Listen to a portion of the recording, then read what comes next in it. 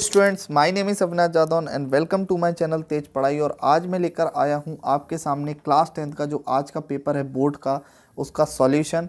देखिए, फटाफट चेक करिए अपने मार्क्स कितने आए हैं और कमेंट करिए मुझको कि जिससे मुझे भी पता चले कि बच्चों के कितने कितने मार्क्स आए हैं। आई होप आपको ये वीडियो अच्छी लगेगी। वीडियो अच्छी लगे तो शेयर ज़रूर करिए अपने दोस्तों को, जिससे वो भी अपने मार्क्स को चेक कर सकें। चलते हैं क्वेश्चनों की तरफ। तो सबसे पहला जो क्वेश्चन है वो बड़ा इजी क्वेश्चन था, डबल डिस्प्लेसमेंट से आया था। इसका करेक्ट आंसर है आपका सी ऑप्शन, जो कि वाइट BaSO4 था, प्रेसिपिटेट। इसके बाद जो आंसर था सेकंड क्वेश्चन का, उसका आंसर था सॉल्युबल इन वाटर, एल्कलाइज बताना था। आपके दो एल्कलाइज थे, Na2O और K2O। तो फर्स्ट एंड थर्ड इसका करेक्ट आंसर था। चलते हैं अब क्वेश्चन नंबर थर्ड की तरफ। क्वेश्चन नंबर थर्ड में ये एक्टिविटीज़ दे रखी थी। इसमें आपको मालूम है जो पॉप साउंड करती है वो कौन सी होती है? Hydrogen gas. तो इसका करेक्ट आंसर था आपका डी इसका करेक्ट आंसर था। क्वेश्चन नंबर थर्ड का डी करेक्ट आंसर है। चलते हैं अब इसके बाद क्वेश्चन नंबर फोर्थ की तरफ, जिसमें आपको एक बैलेंसिंग आई थी। बैलेंसिंग को याद रखना है, बैलेंसिंग बहुत सरल सी थी, जिसका आंसर आपका करेक्ट था, बी करेक्ट आंसर था इसका। चलते हैं अब क्वेश्चन नंबर फिफ्थ की तरफ। क्वेश्चन नंबर फिफ्थ भी बहुत ईजी था। क्वेश्चन नंबर फिफ्थ जो कि एसिड से पूछा गया था, इसका करेक्ट आंसर था lactic acid and methanoic acid. तो सेकंड और थर्ड वाला जो ऑप्शन था वो करेक्ट ऑप्शन था। बच्चे बहुत गलत करके आए हैं, ये इसने भी किया है थर्ड फोर्थ पर टिक, पर correct answer is second and third. चलते हैं अब नेक्स्ट इक्वेशन की तरफ। जो इक्वेशन दे रखी है ग्लूकोज के ब्रेकडाउन की, ये कौन सी रिएक्शन है आपको याद रखनी थी। ये रिएक्शन थी एक्सोथर्मिक रिएक्शन। ठीक है, चलते हैं अब क्वेश्चन नंबर सेवन्थ की तरफ। क्वेश्चन नंबर सेवन्थ में आपको एक रिएक्शन दे रखी है जिसमें ऑक्सीडेशन रिडक्शन का पूछा गया है। इसका आंसर बी करेक्ट आंसर था, जिसमें फर्स्ट सेकंड थर्ड तीनों ऑप्शन सही थे, लास्ट ऑप्शन को छोड़कर। चलते हैं अब क्वेश्चन नंबर 8 की तरफ। क्वेश्चन नंबर 8 में आपको याद रखना था कि इसमें जो ऊपर के तीन ऑप्शन थे वो गलत थे, और नीचे का जो फिनोल्फ्थीन वाला क्वेश्चन था, जो ऑप्शन था वो सही था, जिसमें पिंक कलर हो जाता है। तो आंसर इसका डी करेक्ट है। चलते हैं अब क्वेश्चन नंबर 9 की तरफ। क्वेश्चन नंबर 9 में आपका जो करेक्ट आंसर था वो था डी सोडियम एसिटेट। ये इसका करेक्ट आंसर था, और बेसिक बना देता है नेचर को। सॉल्ट का जो नेचर बनता है वो कैसा बनता है? बेसिक बनता है इसमें। अब चलते हैं क्वेश्चन नंबर 10 की तरफ। क्वेश्चन नंबर 10 में आपका जो करेक्ट आंसर था वो आंसर था आपका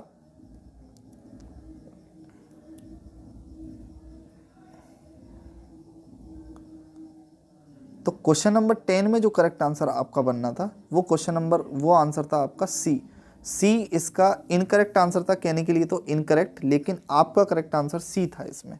ठीक है, तो चलते हैं क्वेश्चन नंबर 11 की तरफ। क्वेश्चन नंबर 11 में जो ए बी पूछा गया है, इसका करेक्ट आंसर था फर्स्ट एंड सेकंड। तो आंसर नंबर फर्स्ट जो ऑप्शन ए था वो इसका करेक्ट ऑप्शन था, ऑप्शन ए। ठीक है, अब चलते हैं क्वेश्चन नंबर 12 की तरफ। क्वेश्चन नंबर 12 बहुत ही इजी क्वेश्चन था। इसमें आपका जो पहला ऑप्शन करेक्ट था क्वेश्चन नंबर 12 का, और क्वेश्चन नंबर 13 का जो क्वेश्चन था उसका जो करेक्ट आंसर था आपका वो था आपका फर्स्ट एंड फोर्थ। जो डी ऑप्शन है इसका ये करेक्ट ऑप्शन था। तो क्वेश्चन नंबर 13 का जो था वो डी ऑप्शन था, और क्वेश्चन नंबर 12 का ए ऑप्शन था। ठीक है, चलते हैं अब क्वेश्चन नंबर 14 की तरफ। तो क्वेश्चन नंबर 14 जो कि बहुत ही ईजी क्वेश्चन था, इसका जो आंसर था वो था बी यूरिया प्लांट नहीं करते, एनिमल्स करते हैं। और इसके बाद जो एरो दिया था वो डायफ्राम था, और डायफ्राम का काम क्या होता है? आपको डायाफ्राम का काम कि इसका काम होता है फ्लैटन। सिंपल सी बात है, इसका काम क्या था? थर्ड एंड फोर्थ वाला जो ऑप्शन है वो करेक्ट है, इनहेल रेज्ड करने पर और जो चेस्ट की कैविटी होती है उसको बड़ा करने के लिए। तो थर्ड एंड फोर्थ इसका करेक्ट आंसर था, जो था आपका बी ऑप्शन इसका करेक्ट ऑप्शन था। तो बी ऑप्शन इसका करेक्ट आंसर है। चलते हैं अब क्वेश्चन नंबर 16 की तरफ। क्वेश्चन नंबर 16 में आपको एक स्टोमेटा दे रखा है जो क्लोज स्टोमेटा है। तो याद रखिए क्लोज स्टोमेटा में क्या हो जाता है? फ्लैसिड हो जाता है, और इसका करेक्ट आंसर है सी। तो इसका करेक्ट आंसर सी है, सी फ्लैसिड। अब चलते हैं क्वेश्चन नंबर 17 की तरफ। क्वेश्चन नंबर 16 का जो करेक्ट आंसर था वो सी था, सी करेक्ट ऑप्शन है इसका। तो सी इसका करेक्ट आंसर है। अब चलते हैं क्वेश्चन नंबर 17 की तरफ। क्वेश्चन नंबर 17 में आपको जो दे रखा है वो कॉनकेव मिरर का यूज़ पूछा गया है। तो इसका जो करेक्ट आंसर था वो था आपका ए, सोलर कुकर इसका सही आंसर था। अब चलते हैं क्वेश्चन नंबर 18 की तरफ। क्वेश्चन नंबर 18 में बच्चे बहुत कंफ्यूज हुए हैं। इसका करेक्ट आंसर डी था, डी इसका करेक्ट आंसर था। चलते हैं अब क्वेश्चन नंबर 19 की तरफ। क्वेश्चन नंबर 19 में आपको मालूम होना चाहिए कि कॉन्वेक्स लेंस जो कि डाइवर्जिंग करता है, तो कॉन्वेक्स लेंस इसका करेक्ट आंसर है। अब चलते हैं क्वेश्चन नंबर 20 की तरफ। क्वेश्चन नंबर 20 में जो करेक्ट आंसर था आपका वो था ए एंड बी इसका करेक्ट आंसर था। अब चलते हैं क्वेश्चन नंबर 21 की तरफ। क्वेश्चन नंबर 21 में आपको याद रखना था, इसमें वाइट लाइट वाला ऑप्शन जो था वो गलत ऑप्शन है, तो सी इसका करेक्ट आंसर है। जो नॉट ट्रू वाला है वो आपका सी था इसमें, तो 21 का सी। अब 22 की तरफ चलते हैं। तो 22 में हमको जो दे रखा है वो एक डायग्राम दे रखा है, तो आपको मालूम है ये वर्चुअल और इरेक्ट वाला डायग्राम है, तो इसका जो करेक्ट आंसर था वो आपका था डी ऑप्शन इसका करेक्ट था। तो आपको याद रखना था क्वेश्चन नंबर 22 का डी ऑप्शन करेक्ट था। ठीक है, तो चलते हैं क्वेश्चन नंबर 23 की तरफ। तो क्वेश्चन नंबर 23 में आपको एक डायग्राम दे रखा है जिसमें रिफ्रैक्शन हो रहा है। इस डायग्राम का करेक्ट आंसर है आपका सी इसका। तो इसका जो करेक्ट आंसर है आपका 23 का वो सी है, सी इसका करेक्ट आंसर है, सी। अब आपको याद रखना है 24 का जो करेक्ट आंसर है वो है आपका सी इसका भी करेक्ट आंसर है, क्योंकि वाई रेड होता है, आपकी लाइट इधर से आ रही है ना कि उधर से, तो एक्स जो होगा आपका वो वायलेट होगा, और वाई जो होगा आपका वो आपका कम डिस्पर्स होगा, क्योंकि कम डाइवर्टेड होगा। तो इसका जो करेक्ट आंसर है वो है सी।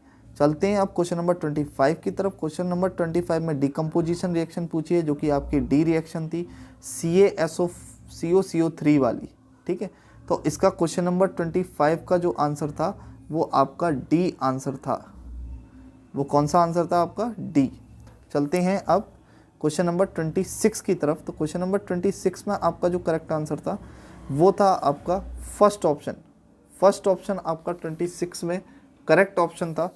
अब चलते हैं क्वेश्चन नंबर 27 की तरफ। तो क्वेश्चन नंबर 27 में आपका जो दे रखा है उसका जो करेक्ट आंसर था वो था आपका डी, मिल्की वाला। ठीक है, चलते हैं अब 28 की तरफ। 28 का जो करेक्ट आंसर था वो था आपका बी ऑप्शन इसका करेक्ट आंसर था।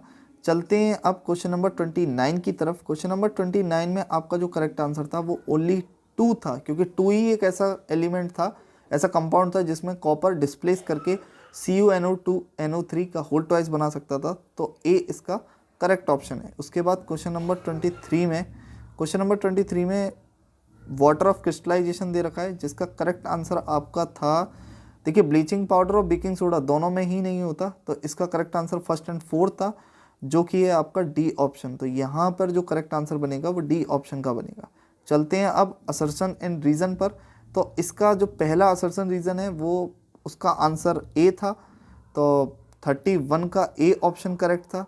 अच्छा, 32 में जो पहला ऑप्शन है वो गलत है। Burning of natural gas is a endothermic process not exothermic process.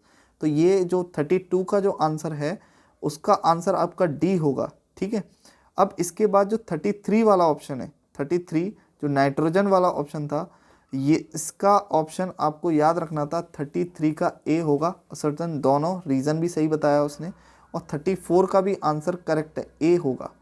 ठीक है, और 35 का भी आंसर ए ही होगा। ठीक है, तो 35 जो हाइड्रोक्लोरिक वाला है इसका भी ऑप्शन कौन सा है? इसका भी ऑप्शन ए वाला है, 35 का भी ए वाला है। ठीक, तो अब चलते हैं 36 की तरफ। 36 वाला जो क्वेश्चन है उसका करेक्ट आंसर है आपका डी वाला। स्टार्च टेस्ट नहीं होता इसके बाद, इसमें कार्बन डाइऑक्साइड का टेस्ट होता है, तो ये इसका डी ऑप्शन करेक्ट ऑप्शन है। इसके बाद 37 वाला जो ऑप्शन है उसमें डी ऑप्शन इसका करेक्ट ऑप्शन था, तो आंसर इसका डी था, करेक्ट ऑप्शन इज डी।